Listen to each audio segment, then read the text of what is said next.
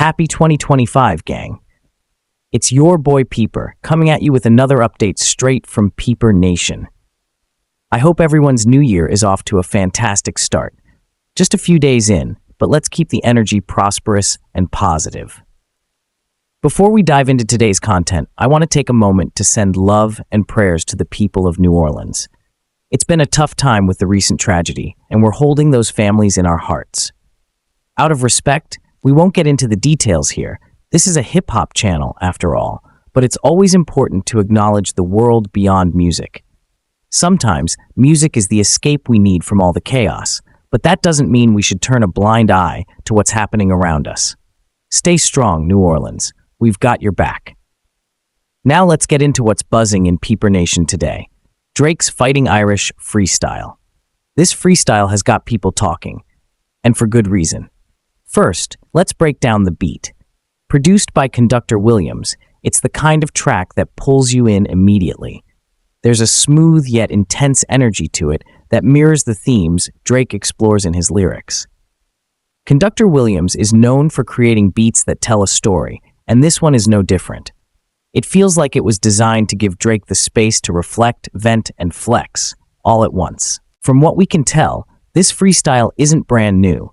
It seems to have been recorded a while back, during the time Drake was rocking his braided hairstyle. That detail alone adds some intrigue, as it places the track in a specific moment in Drake's journey. Based on the references in the lyrics, it's likely this was recorded post-battle with Kendrick Lamar. If you've been following that saga, you know it's been a roller coaster. This freestyle feels like another piece of the puzzle, giving fans insight into Drake's mindset during that chapter of his life. Let's talk about the lyrics, though, because that's where the real weight of this track lies. Drake doesn't hold back, taking shots at people who've crossed him, potentially LeBron James, DeMar DeRozan, and even other rappers. He's not one to name drop too often, but the energy in his words makes it clear who he might be addressing. One line that really stood out to me hints at old friendships turned sour. Even my brothers got tickets, seemed like they loved every minute, but this wasn't just business. The hurt in those words is palpable. Drake has always been someone who wears his heart on his sleeve, and this freestyle is no exception. There's a sense of betrayal here, a frustration that goes beyond the surface. It's a reminder that even the most successful people aren't immune to the pain of broken relationships. Now, let's give credit where it's due. Drake's flow is on point throughout this track. His delivery is confident, sharp, and perfectly in sync with the beat. It's the kind of performance that reminds you why Drake is still considered one of the best in the game. He navigates the beat masterfully, weaving between introspection and bravado with ease.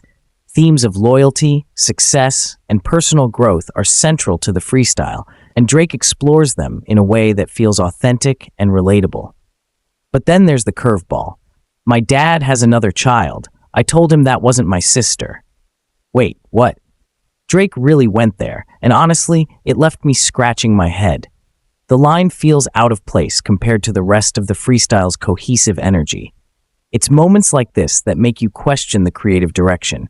Did we need that? Was it necessary to include something so personal and, frankly, distracting? On the one hand, it's a reminder that Drake isn't afraid to bear it all. On the other hand, it disrupts the flow of an otherwise polished track. Memorable lines and impact. Let's circle back to some of the standout bars that make this freestyle worth a listen. 1. The summer is over. I missed it. Bar was smoking. I kissed it. Drake sets the tone with this reflective opening, pulling us into his world and hinting at the themes of nostalgia and regret that run through the track. 2. Rapping was over for now. It came like a sudden decision. Is Drake hinting at stepping away from the rap game? Fans have been speculating about this for years, and lines like this only add fuel to the fire. 3. Nothing was the same with all you, and nothing's forgiven. This bar is a subtle nod to his iconic album while emphasizing just how much has changed in his life. It's a reminder that success comes with sacrifices, and not all wounds heal with time. Despite these highlights, the freestyle isn't without its flaws. Toward the end, the track loses some focus. The personal anecdotes become harder to connect with, and the overall energy starts to waver. It's almost as if Drake is trying to say too much in too little time, leaving us with a mix of brilliance and chaos. At the end of the day, this is a solid addition to Drake's portfolio. It feels more like a glimpse into his personal diary than a polished track meant for mass appeal. That's not necessarily a bad thing. It just depends on what you're looking for as a listener. If you're a diehard Drake fan, you'll appreciate the raw honesty and introspection. If you're more of a casual listener, you might find yourself wishing for something a bit more cohesive. Here's the thing, though. I want to hear what you think. Is this freestyle a hit or a miss? Do you think Drake's still at the top of his game, or is he starting to lose the magic? Drop your thoughts in the comments and let me know. Thanks for tuning in, gang. This is your boy Peeper, signing off for now. Let's keep 2025 rolling strong. Much love, and as always, stay safe and stay connected.